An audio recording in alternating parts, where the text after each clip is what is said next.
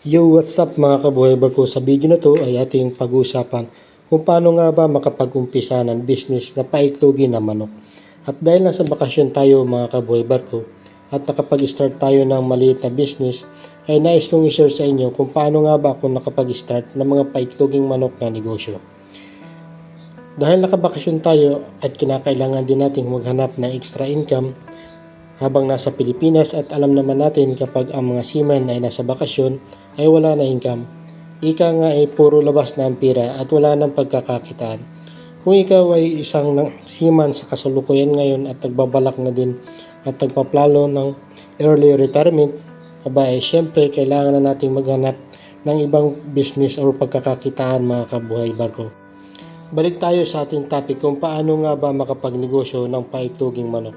Number 1 na kailangan mo ay ang magandang location para sa iyong mga alagang manok. Katulad sa probinsya na malayo sa mga matataong lugar, dahil ang mga paitloging manok ay nangangailangan ng isang tahimik na location o lugar. So yung pangalawa ay kinakailangan mo magpagawa ng building or poultry house para sa iyong mga alagang manok. So yung iba ang ginagawa ay may dati silang piggery na natingga or nalugi mga kaboy barko. Kaya yung iba is yun na lamang ang ginawa nila na poultry o para sa mga paitloging manok.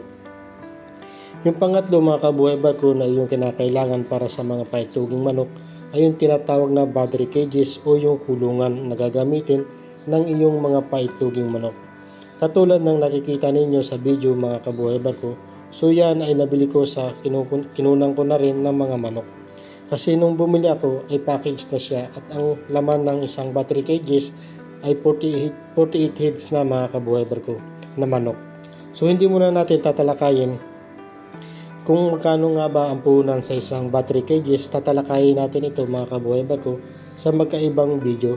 Ang pang-apat na iyong kailangan para makapag-umpisa ka sa negosyong paitloging manok ay kinakailangan mong humanap ng isang farm na pwede mong makunan ng mga manok.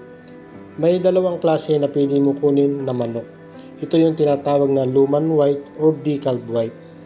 So sila yung nangingitlog ng normal na itlog na kulay puti na kadalasan natin nakikita sa mga normal na tindahan o yung kalimitan at kadalasan nating inuulam sa bahay o yung kadalasan nakikita natin mga kabuhay barko na pangangailangan natin sa mga restaurant, sa school. So normally naman mga kabuhay barko is kulay puti yung itlog na nakikita natin.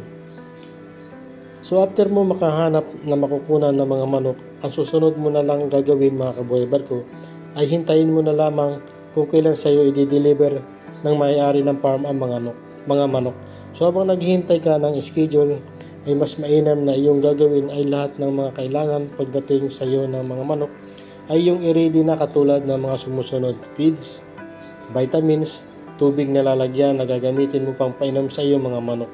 At higit sa lahat ay kinakailangan mong tiyakin na malinis ang kapaligiran ng iyong poultry house upang sa ganun ay pagdating ng iyong mga manok ay maiiwas mo agad sila sa sakit.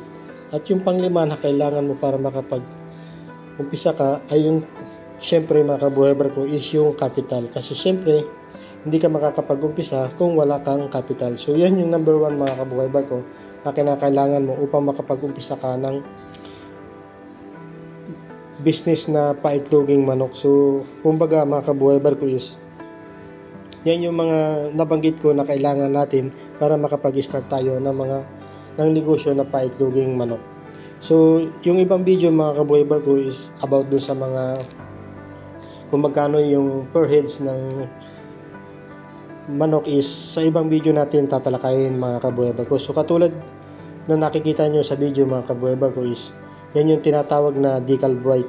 So kumbaga mga kabuhay barko, yan yung dineliver sa akin ng aking kinunan na farm. So yan yung kanilang alaga, yun yung tinatawag na Decalb White mga kabuhay barko. So kung may katanungan kayo kung saan ako nakakuha ng paitloging manok is pwede kayong mag-comment sa video na ito mga kabuhay barko para at least makikita ko kagad kung interesado kayo o gusto nyo makapag-start. So katulad ko mga kabuhay barko bilang isang seaman is gusto ko talagang mag-early retirement. So ginawa ko itong bagay na ito para at least makapagpa-inspired ako sa mga kapwa ko marino.